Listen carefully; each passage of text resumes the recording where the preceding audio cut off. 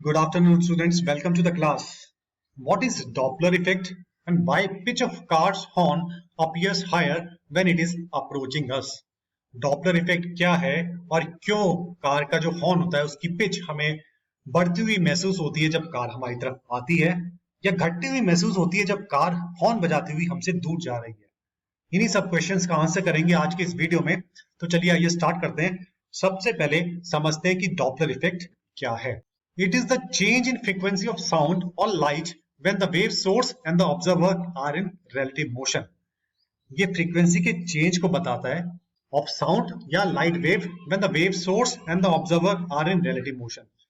जहां से wave produce हो रही है, चाहे वो साउंड वेव हो या लाइट वेव हो, और ऑब्जर्वर, उनके बीच में अगर रिलेटिव पोजीशन चेंज हो रही है, उनके बीच में रिलेटिव मोशन है, चाहे ऑब्जर्वर मूव कर रहा हो या वेव सोर्स मूव कर रही हो या दोनों मूव कर रहे हो, रिलेटिव चेंज है पोजीशन में, रिलेटिव मोशन है, तो ये फ्रीक्वेंसी का चेंज हमें देखने को मिलेगा और इसी चेंज को हम डॉपलर इफेक्ट बोलते हैं।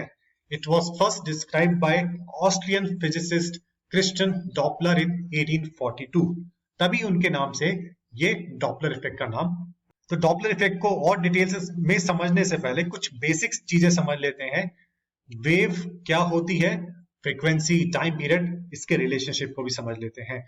वेव में हम साउंड वेव्स लेके चलेंगे। साउंड वेव के कॉन्टेक्स्ट में हम डॉपलर इफेक्ट के फिनोमेना को एक्सप्लेन करने की कोशिश करेंगे। कोई भी वेव है उसमें पीक्स, जिसको हम क्रेस्ट बोलते हैं, और डिप्रेशन, ड्रॉप देखने को मिलते हैं। साउंड वेव में कंप्रेशन और रेयरफेक्शन देखने को मिलते हैं। इसी को समझते हैं। टाइम पीरियड समझते हैं पहले। ये मैंने एक क्रेस्ट जो कि पीक है, जिसको हम क्रेस्ट से रिप्रेजेंट करते हैं, और एक आर्क से हमने रिप्रेजेंट कर लिया है, जो आगे इसको समझेंगे हम। ये दूसरा क्रेस्ट है, दूसरा पीक है, इसको हमने इससे रिप्रेजेंट कर दिया। पहला क्रेस्ट, पहला पीक प्रोड्यूस हुआ और उसके कुछ टाइम के बाद दूसरा क्रेस्ट प्रोड्यूस करती है वेव। तो इसके बीच में जो टाइम होता है, कितने टाइम में दूसरा कॉन्जिक्यूटिव क्रेस्ट पैदा हुआ, प्रोड्यूस हुआ, वो टाइम पीरियड बताता है। और एक क्रेस्ट से दूसरे क्रेस्ट को एक वेव फॉर्म भी बोलते हैं। फ्रीक्वेंसी होती है ऐसी कितनी वेव फॉर्म्स एक क्रेस्ट से दूसरे क्रेस्ट, ऐसी कितनी वेव फॉर्म पास कर रही है किसी एक पॉइंट से पर यूनिट टाइम, उसको हम फ्रीक्वेंसी बोलते हैं। फ्रीक्वेंसी और टाइम पीरियड के बीच में एक इनवर्स रिलेशनशिप है। Frequency is equal to 1 upon time period या time period is equal to 1 upon frequency. इस तरीके से हम इसको रिप्रेजेंट करते हैं। फ्रीक्वेंसी और टाइम पीरियड को कुछ और अच्छे से समझते हैं इन डायग्राम्स के थ्रू। ये आपके सामने वेव फॉर्म्स हैं अलग अलग, जिनकी फ्रीक्वेंसी और टाइम पीरियड अलग अलग है। एम्पलीट्यूड हमने सेम लिए हुए हैं। येलो वेव और ऑरेंज वेव को हम समझेंगे। पहले येलो वेव को समझते हैं। ये यहां से लेके यहां तक का टाइम, मैंने 1 सेकंड का टाइम है। इस 1 सेकंड में देखते हैं कितनी वेव फॉर्म्स बन रही हैं। अभी हमने डिस्कस किया, एक क्रेस्ट से दूसरे क्रेस्ट की एक वेव फॉर्म बताती है। तो एक क्रेस्ट, ये दूसरा क्रेस्ट, यानी कि एक पीक और दूसरा पीक, एक वेव फॉर्म बन गई।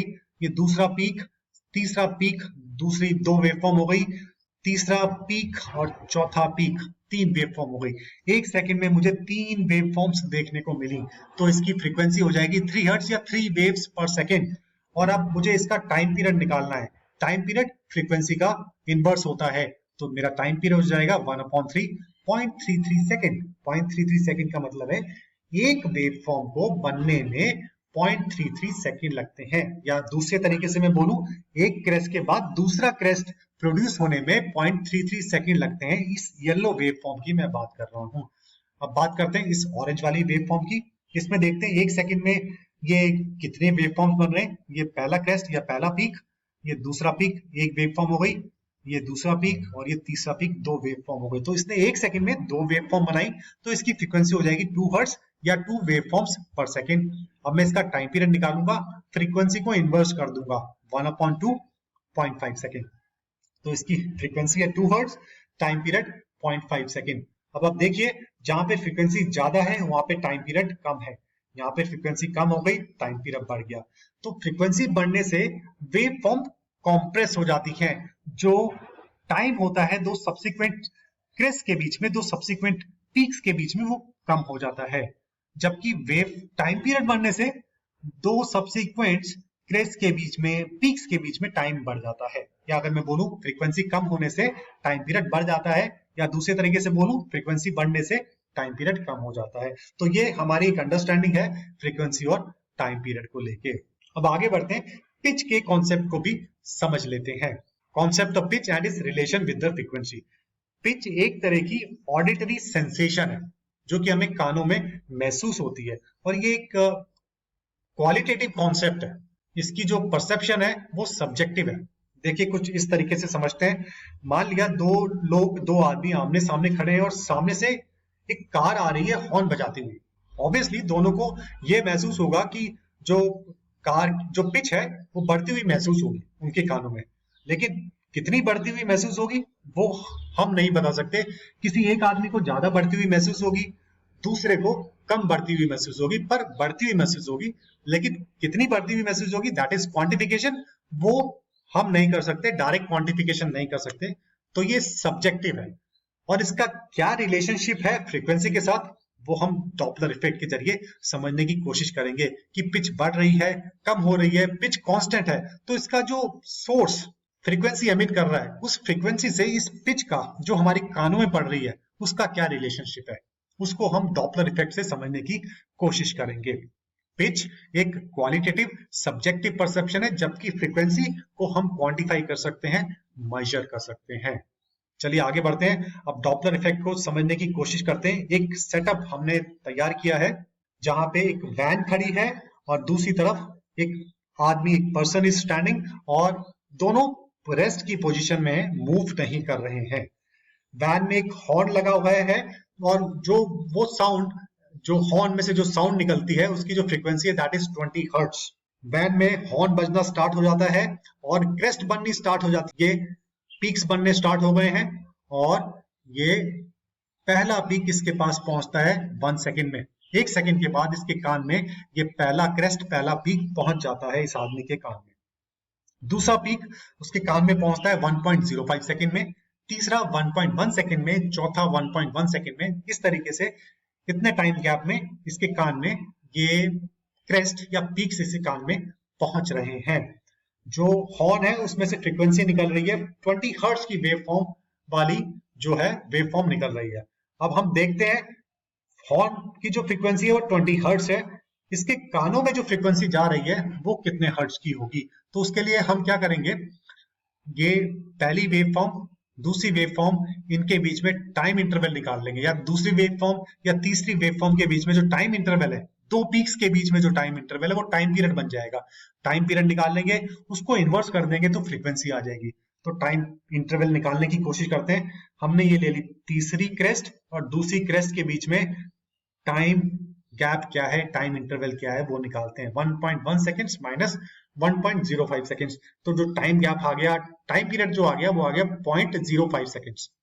यानी कि दो क्रेस्ट, दो पीक्स के बीच में टाइम गैप है 0.05 सेकेंड्स, और ये पीक्स इसके कान में जा रही हैं। अब ये जो इसके कान में ये पीक्स जा रही हैं या क्रेस्ट जा रही हैं, उसकी फ्रीक्वेंसी क्या है, इसको हम इन्वर्स कर देते हैं, उल्टा कर देते हैं, 1/0.05 20 हर्ट्ज। यहाँ पे हॉर्न जो साउंड एमिट कर रहा है उसकी फ्रीक्वेंसी भी 20 हर्ट्ज है, इसके कान में जो साउंड पहुंच रही है उसकी फ्रीक्वेंसी भी 20 हर्ट्ज है। तो जब दोनों चीजें खड़ी हुई हैं, ऑब्जर्वर और सोर्स जो साउंड एमिट कर रहा है, तो फ्रीक्वेंसी जो वो एमिट कर रहा है सोर्स, ऑब्जर्वर के कान में भी उतनी फ्रीक्वेंसी जा रही है, और पिच में भी कोई चेंज नहीं आता। ये जो ऑब्जर्वर है ये कहता है कि मुझे कांस्टेंट पिच, मेरे ऑडिटरी जो सेंसेशन है दैट इज कांस्टेंट, कोई ऊपर नीचे नहीं हो रहा। अब हम चीजों को, डायनामिक्स को थोड़ा चेंज करते हैं, गाड़ी को मूव करना स्टार्ट करते हैं। अब कार पीछे की तरफ दूर जा रही है, it is moving away from the observer. लेकिन जैसे ये स्टार्ट हुई, इसने पहले एक क्रेस्ट को एमिट कर दिया, हॉर्न बजाया, एक क्रेस्ट एमिट हो गई, और ऑब्जर्वर और कार के बीच में उस पॉइंट ऑफ टाइम में x मीटर्स का डिस्टेंस है। वेलोसिटी ऑफ साउंड हमने ले ली कैपिटल V ब्रैकेट में साउंड, वेलोसिटी ऑफ साउंड। तो इस क्रेस्ट को इसके कान में पहुंचने में कितना टाइम लगेगा, हमें पता है velocity is equal to displacement upon time, तो टाइम हो जाएगा डिस्प्लेसमेंट अपॉन वेलोसिटी। डिस्प्लेसमेंट है x metres, velocity is velocity of sound. तो इस क्रेस्ट को, ये वाली जो क्रेस्ट है, इसको इसके कान में पहुंचने में x divided by v sound, इतना टाइम लगेगा। और ये जो हॉर्न जो फ्रीक्वेंसी, जो साउंड एमिट कर रहा है उसकी फ्रीक्वेंसी है f नॉट, या उसका जो टाइम पीरियड है वो कैपिटल T नॉट हमने लिया है। अब हम पता लगाएंगे जब कार दूर जा रही है तो इसके कान में कितनी फ्रीक्वेंसी पहुंच रही है। हॉर्न एफ नॉट फ्रीक्वेंसी से बज रहा है तो क्या उतनी फ्रीक्वेंसी इसके कान में जा रही है या कुछ अलग जा रही है, उस चीज को हम निकालने की कोशिश करते हैं। अब इस टी नॉट टाइम पीरियड का मतलब क्या है? इसका मतलब है कि अगर एक क्रेस्ट टी 0 सेकंड पे एमिट हुई है, प्रोड्यूस हुई है, तो दूसरी क्रेस्ट, दूसरा peak T naught time period पे एमिट होगा। लेकिन कार तो चल रही है, कार तब तक रुकी नहीं रहेगी। जब तक दूसरी क्रेस्ट एमिट नहीं होती कार आगे बढ़ती रहती है। ये देखिए कार आगे बढ़ रही है और जैसी T naught time period complete हुआ दूसरी क्रेस्ट एमिट हो गई। ये देखिए ये दूसरी क्रेस्ट हॉर्न ने एमिट कर दी। इस दौरान जब तक दूसरी क्रेस्ट एमिट नहीं हुई थी टी नॉट टाइम पीरियड तक कार ने कुछ डिस्टेंस ट्रेवल किया। कार दूर चले गई उस आदमी से, मान लेते हैं वाई डिस्टेंस और दूर चली गई, और जब दूसरी क्रेस्ट एमिट हुई तब इनके बीच में डिस्टेंस बन गया x plus y. T naught time period तो बीत गया और उसके बाद दूसरी क्रेस्ट एमिट हुई। अब इस क्रेस्ट को इसके कान तक पहुंचने में x plus y distance travel करना पड़ेगा, और x plus y distance travel करने के लिए इसको टाइम लगेगा x plus y divided by velocity of sound. x plus y divided by velocity of sound. T naught time period बीत चुका था तभी दूसरी क्रेस्ट एमिट हुई, तो टोटल टाइम लगेगा t not plus x plus y divided by velocity of sound. इसको इतना टाइम लगेगा, सेकंड वाली क्रेस्ट को इतना टाइम लगेगा इसके ऑब्जर्वर के कान तक पहुंचने में। तो हम फिर से बोलते हैं टाइम फॉर सेकंड क्रेस्ट या t1 is equal to t naught, जो कि टाइम पीरियड है इस हॉर्न का जो साउंड एमिट कर रहा है, t not plus x plus y divided by velocity of sound. अभी जो y है दैट इज जो इसने डिस्टेंस आगे की तरफ ट्रेवल किया कार ने जब तक टी नॉट टाइम पीरियड पूरा नहीं हो गया, उसको हम वेलोसिटी ऑफ कार और टी नॉट के फॉर्म में लिख सकते हैं। देखिए डिस्टेंस होता है वेलोसिटी इनटू टाइम, इसमें जो टाइम था दैट इज टी नॉट जब तक दूसरी क्रेस्ट एमिट नहीं हो गई, और velocity of car is v का। तो हम y को रिप्लेस कर सकते हैं टी नॉट इंटू वी से, तो मैंने y को रिप्लेस कर दिया टी नॉट इंटू वी से, तो इक्वेशन मेरी कुछ इस तरीके से आ गई, t not plus x plus t not into v का divided by velocity of sound. इतना टाइम लगेगा दूसरी वाली क्रेस्ट को इसके ऑब्जर्वर के कान तक पहुंचने में। अब इन दोनों क्रेस्ट के बीच में टाइम इंटरवल पता करने की कोशिश करते हैं। Time interval t1 minus T not. पहली वाली क्रेस्ट को इसके कान तक पहुंचने में टाइम लगेगा x divided by velocity of sound, जबकि दूसरी वाली क्रेस्ट को ये जो एमिट प्रोड्यूस हुई है इसको टाइम लगेगा t not plus x plus t not into velocity of car divided by velocity of sound. अगर हम इनका डिफरेंस निकाल लें तो हमें इन दोनों क्रेस्ट के बीच में कितना गैप है, कितना टाइम पीरियड है, वो पता लग जाएगा। अब हम बाकी क्रेस्ट को छोड़ देते हैं, तीसरी, चौथी, पांचवी, छठी, इन दोनों को ही विजुलाइज करते हैं किस तरीके से इसके पास ऑब्जर्वर के पास पहुंचती हैं। तो देखिए ये कुछ इस तरीके से आगे बढ़ी, ऐसे बढ़ी, ये इसके कान तक पहुंच गई। अब ये फर्स्ट क्रेस्ट और ये दूसरी क्रेस्ट इसके कान तक पहुंच गई। अगर इनके हमने बीच में गैप निकाल लिया, टाइम इंटरवल निकाल लिया, टाइम पीरियड से हमें पता लग जाएगा कितनी फ्रीक्वेंसी की वेवफॉर्म इसके कान में जा रही है। तो चलिए डिफरेंस निकालते हैं। ये हमने लिख लिया time interval t1 minus T not. मैं सारी वैल्यूज पुट करता हूं तो टाइम इंटरवल निकल के आता है t not plus t not into velocity of car divided by velocity of time.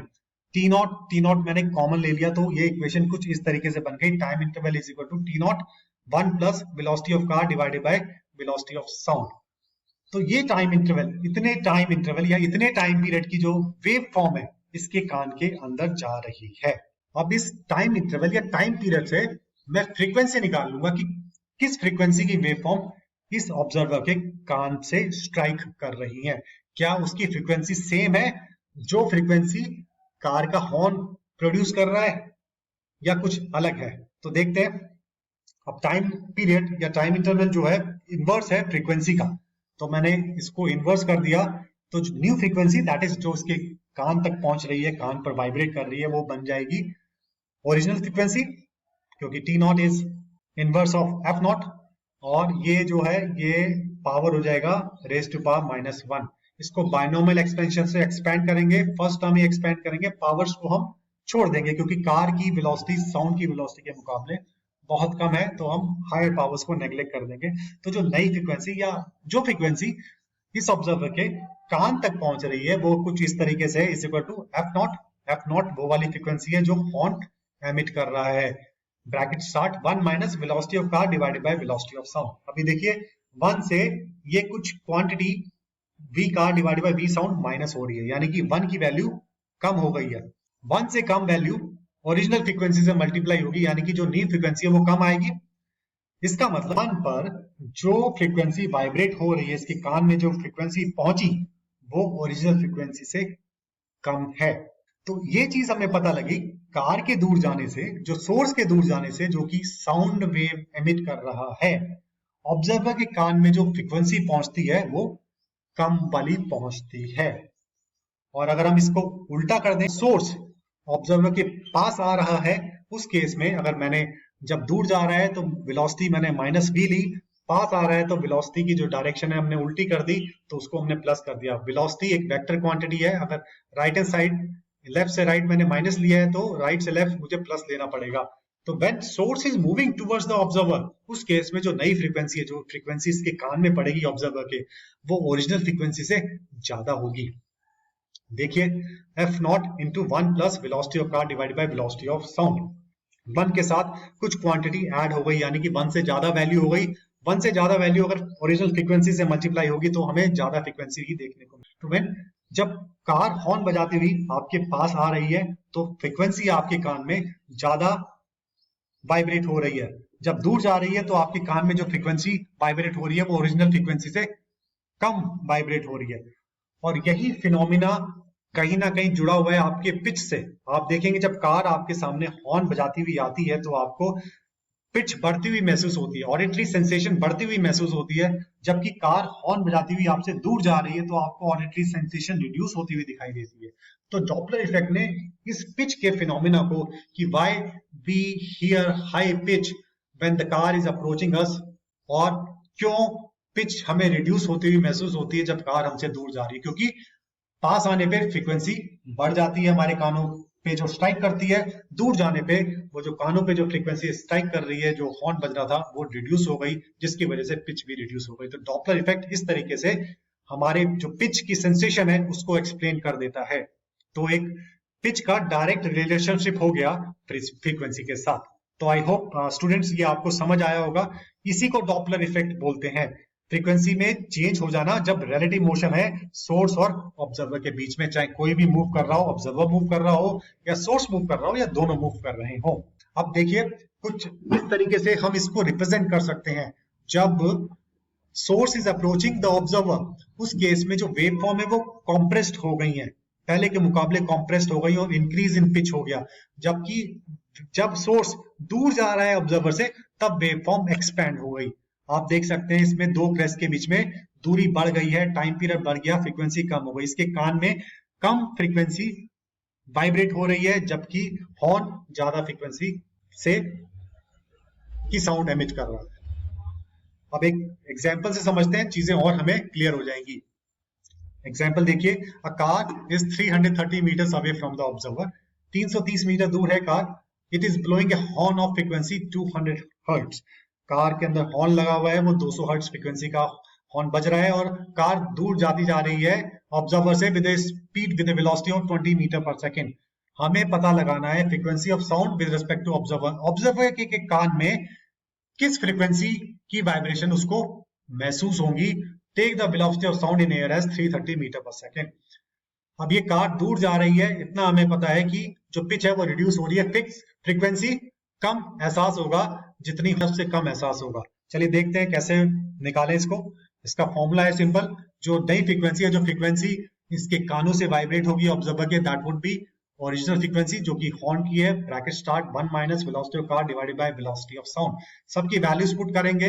200 original frequency है, वेलोसिटी ऑफ कार 20 पुट की, वेलोसिटी ऑफ साउंड हमने 133, वेलोसिटी ऑफ साउंड हमने 330 पुट की। ये सब हमने सॉल्व किया तो 188 हर्ट्ज आया। आप देखिए जो हॉर्न की फ्रीक्वेंसी थी दैट वाज 200 हर्ट्ज, जबकि जो उसके कान में वाइब्रेशन हुई 188 हर्ट्ज। इसीलिए पिच हमें रिड्यूसिंग एहसास होता है। पिच का हमें कम होता हुआ एहसास होता है। उसी तरह अगर कार पास आ रही है तो ये 200 बढ़ जाएगी, 200 प्लस हो जाएगी। अब आपके सामने एक छोटी सी क्विज है, एक क्वेश्चन है, उसको अटेम्प्ट कीजिए। अ car is 660 meters away from the observer, is blowing a horn of frequency 300 hertz and moving towards the observer with a velocity of 15 meter per second. Car observer की तरफ आ रही है 15 metre पर second की velocity से, इनके बीच में दूरी है 660 मीटर्स। जो फ्रीक्वेंसी है हमें निकालनी की, ऑब्जर्वर को कैसी फ्रीक्वेंसी का एहसास होगा वो हमें निकालना है। Take the velocity of sound in air as 330 metre per second. तो आप इसको अटेम्प्ट कीजिए, वो वाला फॉर्मूला लगाइए। जब सोर्स ऑब्जर्वर के पास आ रहा है तब फ्रीक्वेंसी बढ़ेगी, कितनी बढ़ेगी वो आपको निकालना है। यानी your time starts now and the answers are.